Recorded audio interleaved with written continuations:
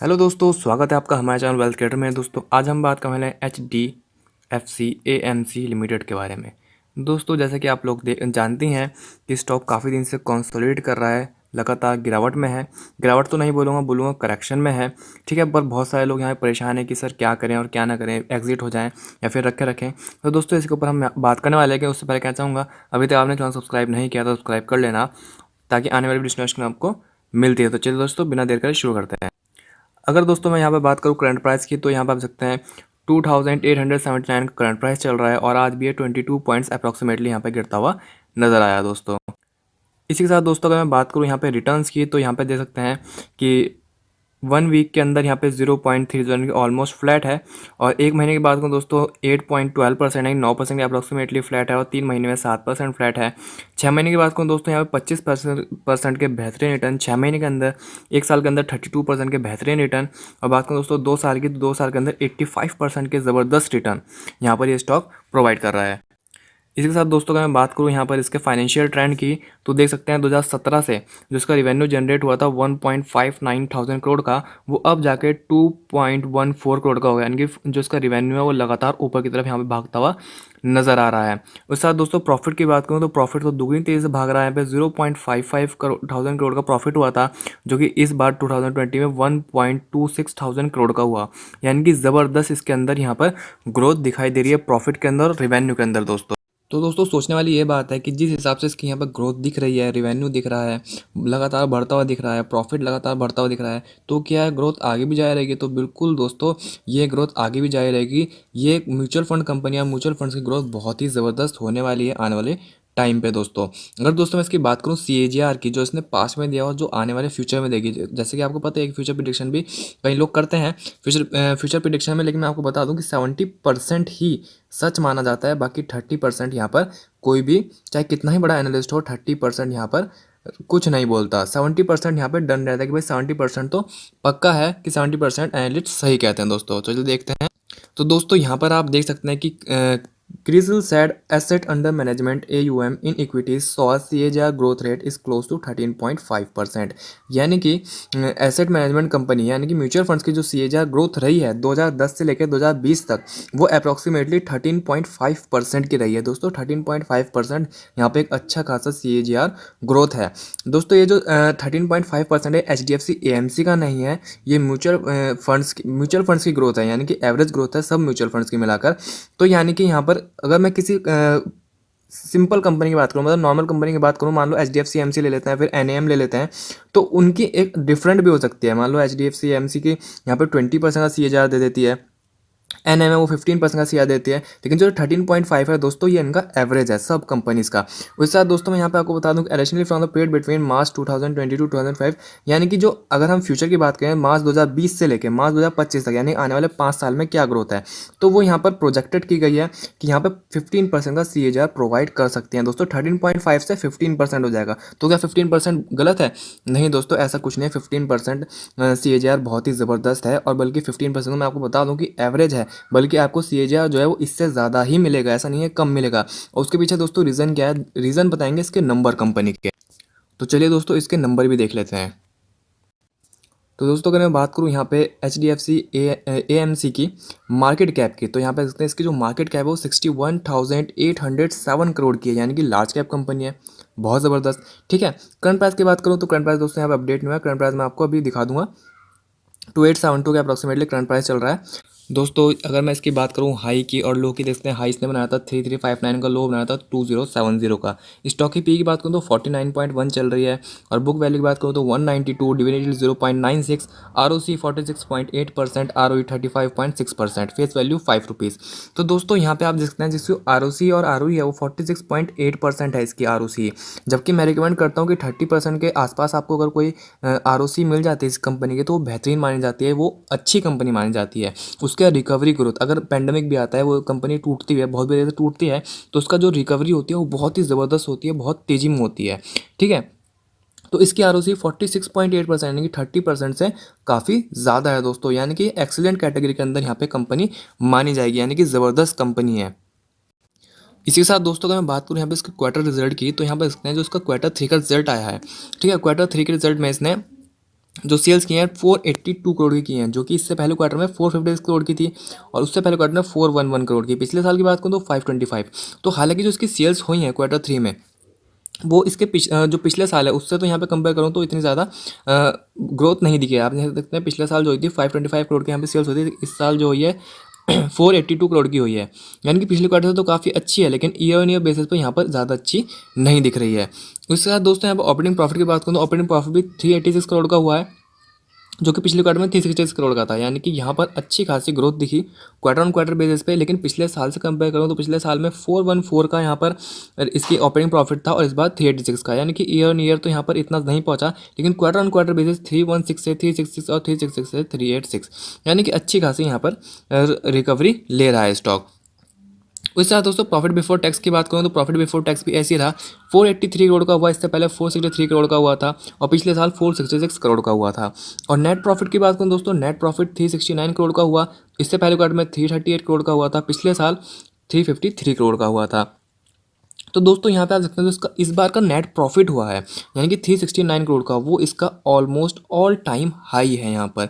इससे पहले आप यहाँ पे देख सकते हैं, इससे पहले कंपनी आई 2018 में थी, ठीक है, तो 2018 में पे 172 करोड़, उसके बाद यहाँ देख सकते हैं आप 205 206, यानी कि यहाँ पे देखते हैं ऑल टाइम हाई इसका यहाँ पर प्रॉफिट आया है 369 करोड़ का। यानी कि देखो जो कंपनी अपने ऑल टाइम हाई प्रॉफिट में पहुंच गई है तो उसको कितना टाइम लगा पेंडेमिक से रिकवरी लेने में, कुछ भी टाइम नहीं लगा, बल्कि उसने ज़बरदस्त परफॉर्मेंस करके यहाँ पर दिखा दिया दोस्तों। इसी के साथ दोस्तों अगर मैं बात करूँ यहाँ पे आप देख सकते हैं कि पेंडेमिक में जैसे जून मतलब क्वार्टर वन का रिजल्ट आया था 302 करोड़ ये, तो यहाँ पे काफ़ी सारे कंपनीज की हालत ख़राब हो गई थी, काफ़ी ज़्यादा गिरावट दर्ज की गई थी, बल्कि लॉस भी हुए थे काफ़ी कंपनियों को। लेकिन मतलब कि म्यूचुअल फंड्स कंपनीज ऐसी है जिनको लॉस नहीं हुआ। हालांकि ये ज़रूर है कि यहाँ पे प्रॉफिट कम हुआ कि भाई 353 से 250 हो गया, 302 हो गया, 338 हो गया, तो मतलब प्रॉफिट थोड़ा सा कम ज़रूर हुआ, थोड़ा सा भाई हल्का फुल्का हिला जरूर है, लेकिन ये नहीं है कि यहाँ पे लॉस हुआ है और इन्हें लॉस कभी होगा भी नहीं दोस्तों इन फ्यूचर में, क्योंकि कंपनी इतनी ज़बरदस्त है। म्यूचुअल फंड्स को कभी लॉस होता है, मार्केट में पैसा लगाती हैं भाई, बहुत ही ज़बरदस्त है। मतलब मैं आपको यहाँ पे एक्सप्लेन भी नहीं कर सकता कितनी ज़बरदस्त इनकी फ्यूचर ग्रोथ है और कितना ज़बरदस्त यहाँ पर कंपनी है, कि अगर आप इसे लॉन्ग टर्म के लिए होल्ड करो ना तो बहुत ही ज़बरदस्त आपको यहाँ पे रिटर्न प्रोवाइड करने के लिए तैयार बैठी है कंपनी। इसी के साथ दोस्तों बहुत ज़रूरी होती है बैलेंस शीट। तो यहाँ पे बैलेंस शीट में आप देख सकते हैं, बैलेंस शीट में रिजर्व जो पड़ा हुआ है वो 3974 करोड़ का पड़ा हुआ है और बोरिंग यहाँ पे जीरो है। तो दोस्तों जिस कंपनी के ऊपर डेप्ट ही नहीं है, कर्ज ही नहीं है और पैसा यहाँ पे 3974 करोड़ रखा हुआ है, तो उस कंपनी के ऊपर दिक्कत हो क्या सकती है? कोई भी दिक्कत नहीं है। बस क्या है ना कि मैं आपको बता दूं कि कोई भी कंपनी ना इस तरह से नहीं भागती। कभी कंपनी ऊपर जाती है, स्टॉक प्राइस ऊपर जाते हैं तो इस तरह से जाते हैं दोस्तों, इस तरह से।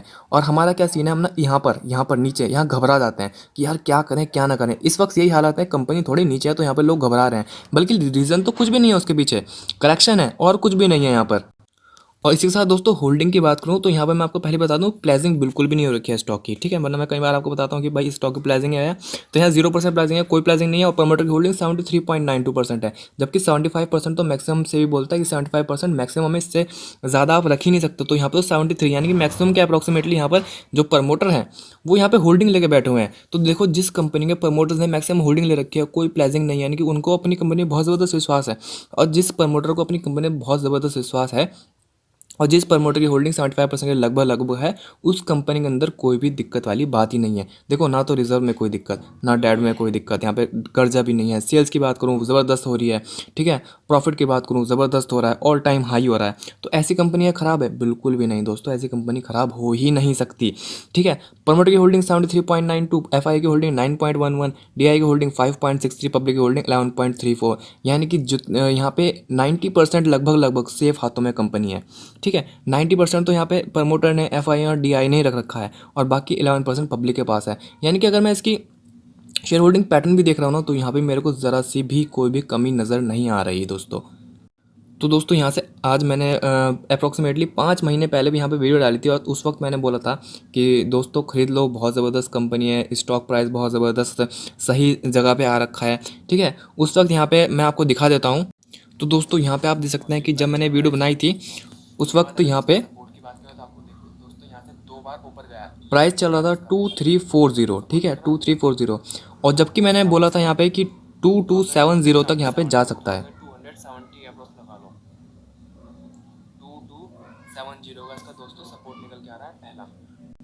उस वक्त दोस्तों मैंने बोला था यहाँ पे कि 2270 का यहाँ पर इसका सपोर्ट निकल के आ रहा है, ठीक है। तो यहाँ पे इसका 2270 का सपोर्ट इसने लिया था, बिल्कुल लिया था दोस्तों। ये 2250 तक भी स्टॉक वहाँ पर जाते हुए नज़र आया था, ठीक है। 22050 तक भी यहाँ पर स्टॉक जाता हुआ नज़र आया था। और उस वक्त जिन लोगों ने भी खरीदा उनको बहुत ज़बरदस्त यहाँ पे, बहुत ज़बरदस्त दोस्तों प्रॉफिट हुआ उनको उस वक्त। यानी कि दोस्तों जब आपने उस वक्त खरीदा 2250 पे, तो उसके बाद 3350 के अप्रॉक्सीमेटली स्टॉक गया। यानी कि आपको ज़बरदस्त यहाँ पे 40% के लगभग लगभग आपको मिल गया था, जो कि एक बहुत बढ़िया यहाँ पर वैल्यू थी। अब फिर बोल रहा हूँ दोस्तों, इसको आप बाय कर सकते हो, बाइंग प्राइस पे आ रहा है, ठीक है। चलो टेक्निकल देख लेते हैं कि कहाँ पर आपको इसको खरीदना चाहिए इस वक्त। तो दोस्तों इसके बाद हम आ गए यहाँ पर चार्ट पे, और यहाँ पे आप देखते हैं इस वक्त जो प्राइस चल रहा है वो चल रहा है 2879 का, ठीक है। और हालांकि यहाँ पे देख सकते हैं आप 2 दिन से लगातार यहाँ पे गिरावट में है स्टॉक।